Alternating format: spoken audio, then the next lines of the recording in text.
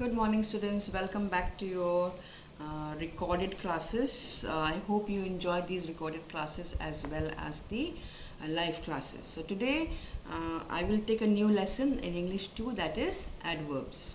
Okay, we'll start with adverbs. So before going into adverbs, you need to know the parts of speech. I hope you remember the different kinds of or the different parts of speech.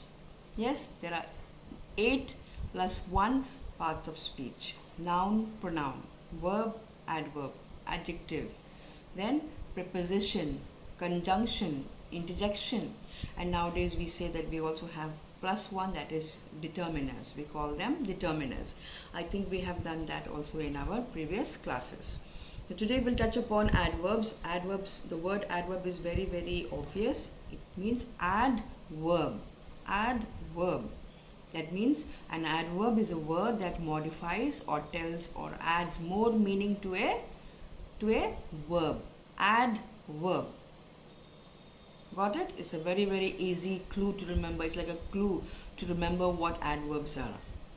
So it gives more meaning to verbs. It modifies a verb, tells us more about a verb. So in the video you will come to know, I'm going to explain to you everything in detail. Please listen, watch it carefully, and if you have doubts, you can always ask me. Okay? Continue watching the video. Let's start with today's learning outcomes of the day.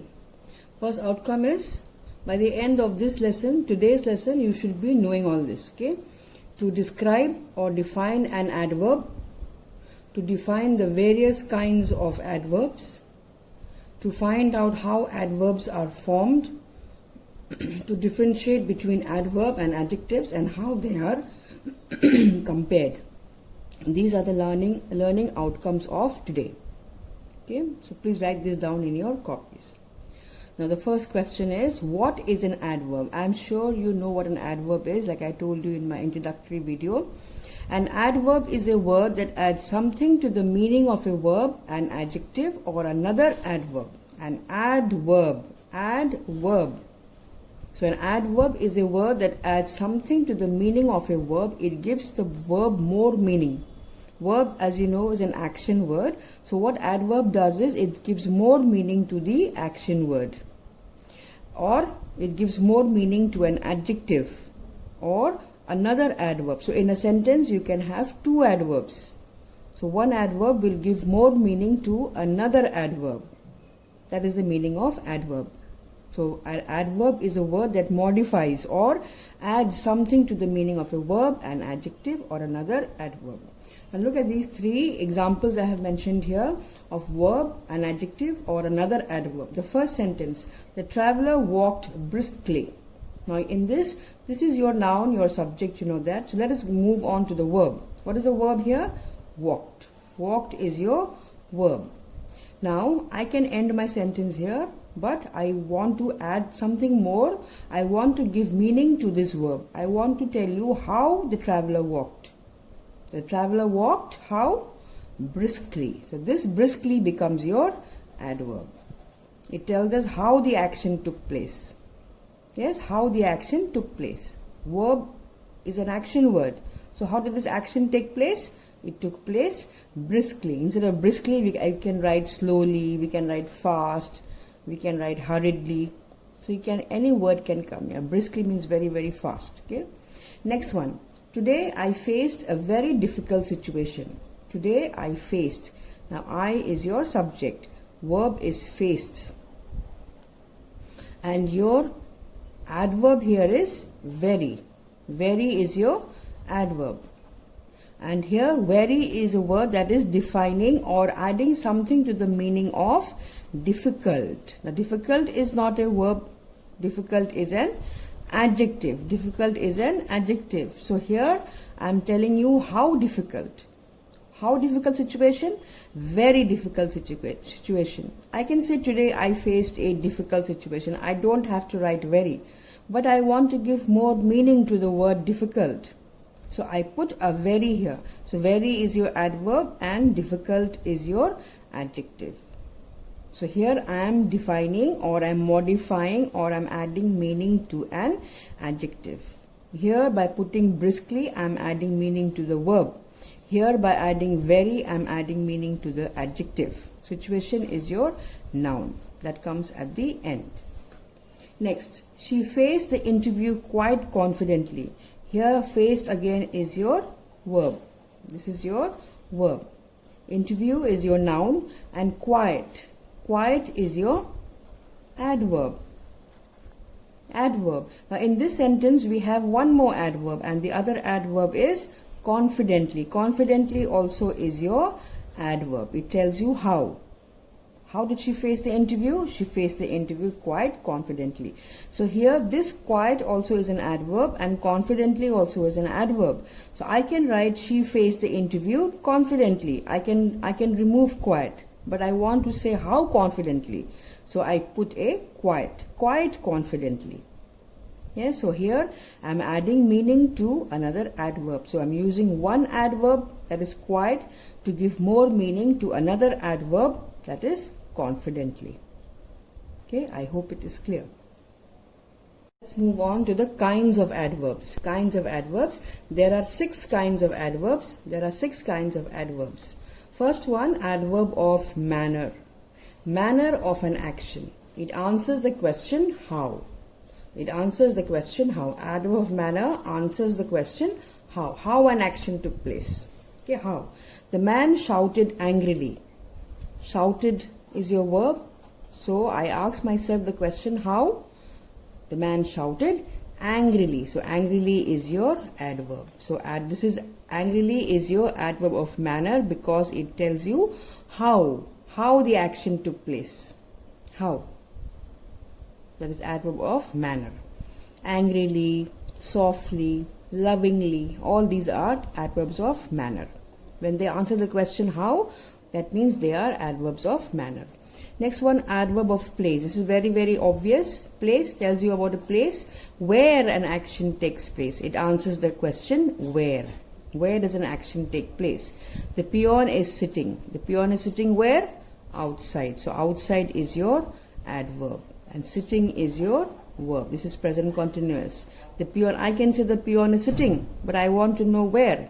So the peon is sitting outside. So outside becomes your adverb of place. Outside, inside, there, here, all these are adverbs of place. Next one, coming to adverb of time. This also is very, very obvious. It answers the question when. Tells the time of an action. It answers the question when. Time means when. My uncle will come tomorrow. Come, will come is your verb.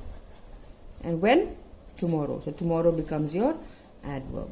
I can say my uncle will come. But when will my uncle come? My uncle will come tomorrow. So tomorrow becomes your adverb. Adverb of time. It answers the question when. So don't forget. Manner answers the question how. Place answers the question where. And time answers the question when. Now coming to number 4. The 4th kind of adverb. Adverb of frequency or number. Frequency or number. It tells the frequency of an action. It answers the question how often or how frequently or how many times. That is the frequency or number. How often or how frequently. These two are similar in meaning. How often and how frequently are similar in meaning.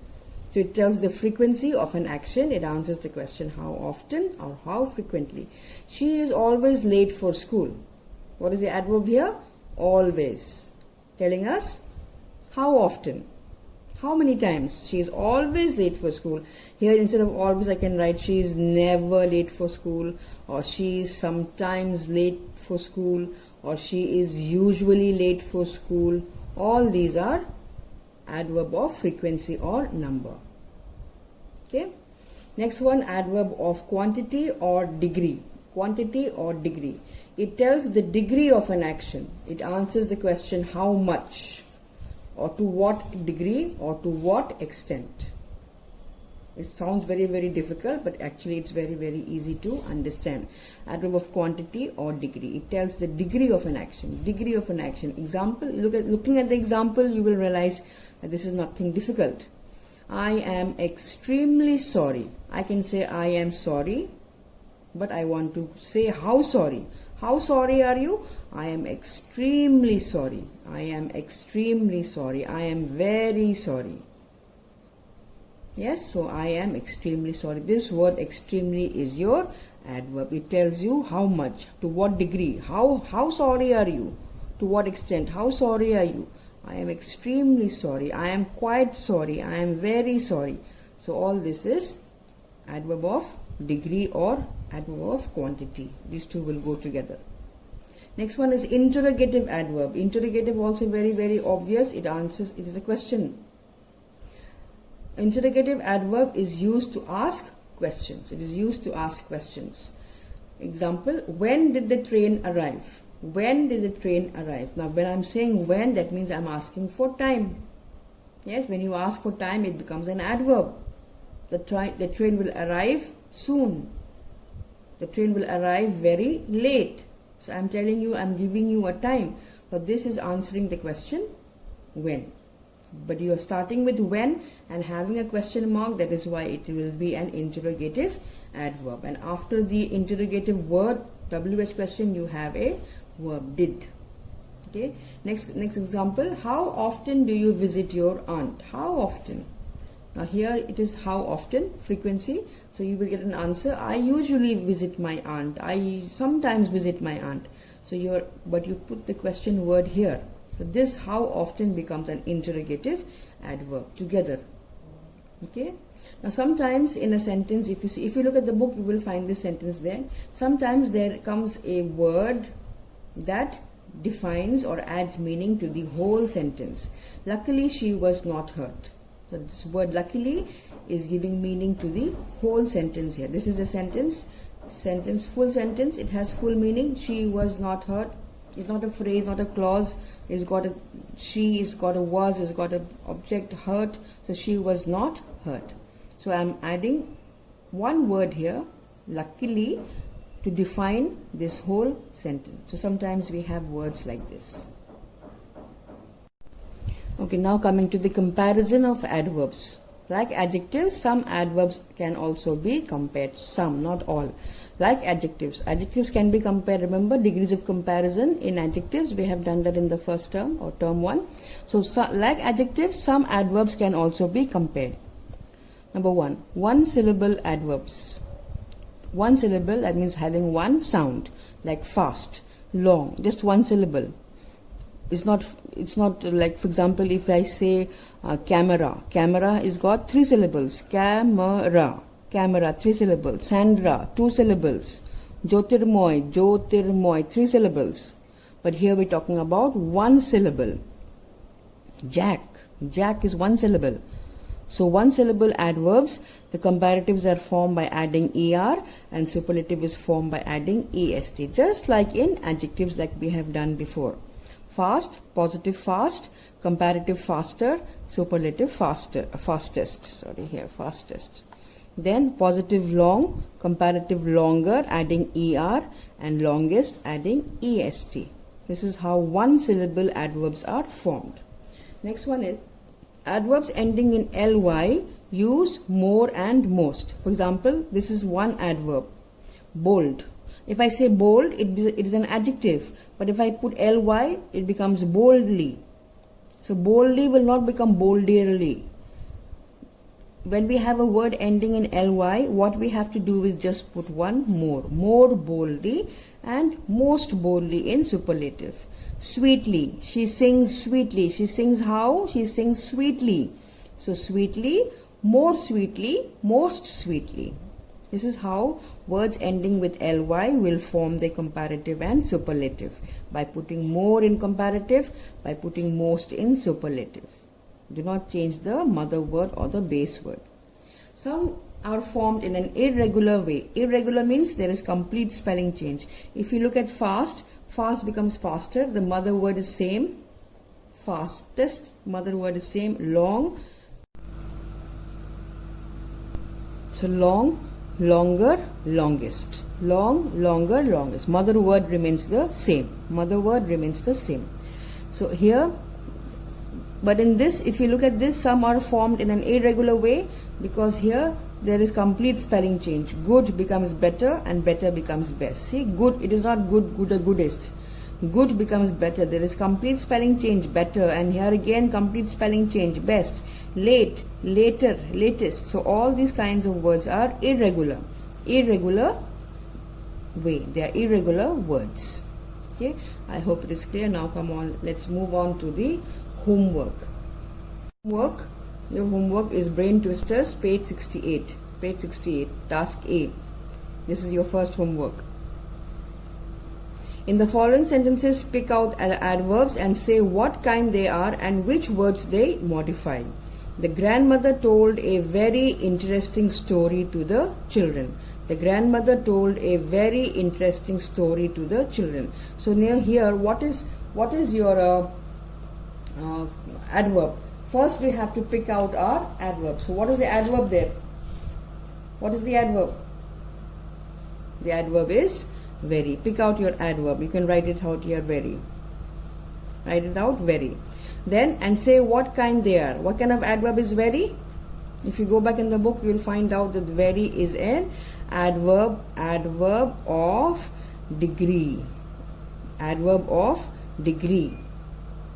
How much? Very interesting.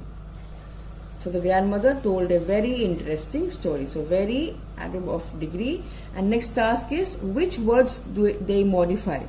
Here they modify the word interesting. So you write here interesting. It is modifying the word interesting. So interesting is an adjective. So it's modifying an adjective. This is the first homework, 1, 2, 3, 4, 5. Please complete this in the book itself. Do it in the book. Okay. Homework is activity zone, task A. Activity zone, task A. This is very, very simple. Form adverbs from these adjectives and write them in the correct box. Write them in the correct box in the sense, here it is ly and here it is ily. Okay, ily. Let's see now here. Gentle. Gentle will come in which box? You have to add ly or ily to these words. Gentle will come in this box or in this box? Gentle will come in this box. So here we write gentle, gentle, put ly. Now when we are putting ly, you remove this e. It becomes gently. Polite, it will come in this box. Politely, ly, politely. Now in the same way you find out. Next one I'm taking happy. Happy will come here. Happy will come here. Why will happy come here? Why will happy come here? Because it has a y. Happy, it has a y. So when it has a y, you remove the y and you write I. And then you put ily. Because this is a word which has y at the end, we remove the y. Same way we have another word here, greedy. There's a y here, so this word will come here. Greedy. Greedy. Remove the y, put I and put ly. Greedily. Now this is your homework, just these two tasks. Brain Twisters A and Activity Zone A. These two are your tasks. Please do this and submit to me by this evening. And I also want to see the objectives written in your copies with the proper date. Okay, that's all for today. Bye bye.